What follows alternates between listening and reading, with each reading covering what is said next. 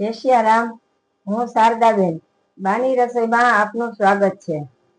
આજે આપણે બનાવશું ગુજરાતની ફેમસ એવી દાળ ઢોકળી. તો ચાલો બનાવવાનું શરૂ કરીએ. આપણે ગેસ ચાલુ કરશું અને એક કુકર મૂકશું. કુકરની અંદર આપણે બાફવા માટે દાળ નાખશું. મેં દાળ પલાળેલી હતી તો હું 2 સીટી થવા દઈશ. ઢાંકણ ઢાંકી દેશું અને 2 વિસલ થવા દેશું. હવે મેં ઢોકળી બનાવવા માટે અડધો વાટકો ઘઉંનો લોટ લીધો છે, 2 ચમચી ચણાનો લોટ લીધો છે. સ્વાદ અનુસાર મીઠું એડ કરશું. ધાણા જીરું નાખશું. 1 ચમચી ચટણી પાવડર નાખશું. અડધી ચમચી હળદર નાખશું.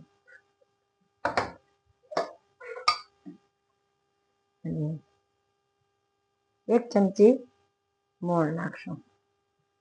હવે આપણે મસાલો અને આ મોણ છે એ મિક્સ કરી દેશું.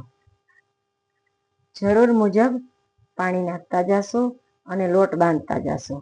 રોટલીનો લોટ હોય એ રીતનો આપણે આ લોટ બાંધવાનો છે.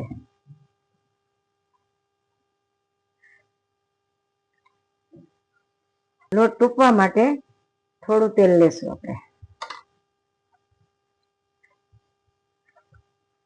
આ રીતે મસળી અને 2 મિનિટ આપણે રેસ્ટ દેશું.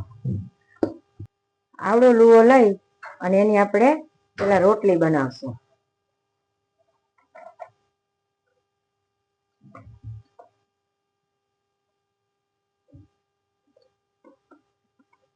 ઢોકળી માટે આ રીતની રોટલી આપણે વણવાની છે.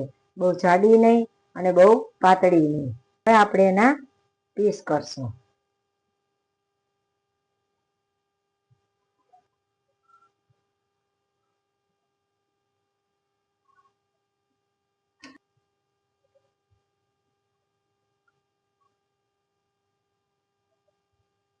આવડા પીસ કરવાના છે અને આ રીતે બધી ઢોકળી આપણે બનાવી લેશું. આપણી બધી ઢોકળી વણી અને તૈયાર થઈ ગઈ છે. હવે આપણી દાળ બફાઈ ગઈ છે તો આપણે હવે એને બ્લેન્ડર મારી દેશું. હવે આપણે દાળને ઉકળવા મૂકી દીધી છે. એમાં આપણે ઢોકળી નાખશું.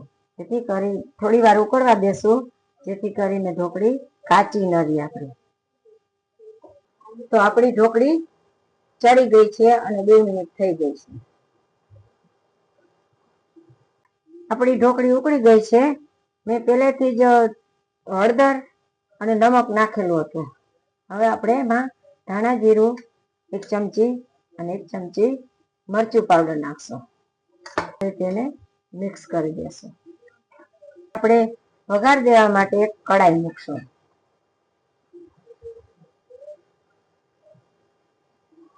બે ચમચી તેલ મૂકશું. હવે આપણું તેલ આવી ગયું છે. 1 ચમચી રાઈ નાખશું. 2 લવિંગ નાખશું. સૂકું મરચું 1 નાખશું. લીમડાના પાન નાખશું. 1 ચમચી જીરું નાખશું. ચપટી હિંગ નાખશું. 1 ચમચી આદુ મરચાની પેસ્ટ નાખશું.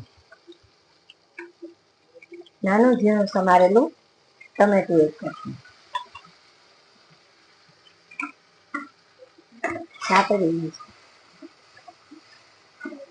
તો આપણો મસાલો ટમેટા ને બધું સતળાઈ ગયું છે.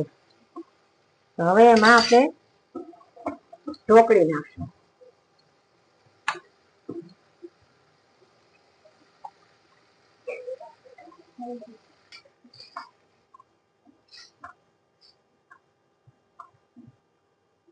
હું અહીંયા 2 ગ્લાસ પાણી નાખું છું, કારણ કે તુવેરની દાળ અને ઢોકળીથી ઘટ થઈ જાય.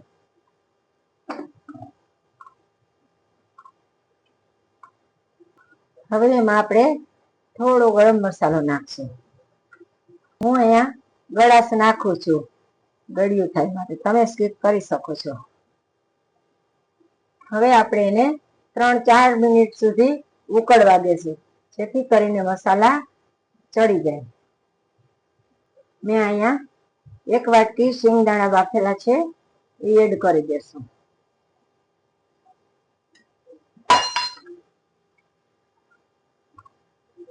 તો એમાં ધાણા એડ કરશું. તો હવે આપણા મસાલા ચડી ગયા છે, તો હવે આપણે ગેસ બંધ કરી દેશું. તો હવે આપણે એમાં લીંબુનો રસ નાખશું. મેં અહીંયા 1 ચમચી લીંબુનો રસ ઉમેર્યો છે. આપણી ઢોકળી તૈયાર છે.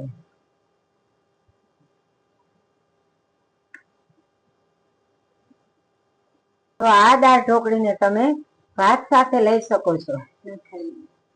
તો હવે આપણી ખાટી મીઠી દાળ ઢોકળી તૈયાર છે. તો આ દાળ ઢોકળી તમે ઘરે જરૂર ટ્રાય કરજો. તો આવી અવનવી રેસીપી શીખવા માટે મારી ચેનલને લાઈક, શેર અને સબસ્ક્રાઇબ કરજો.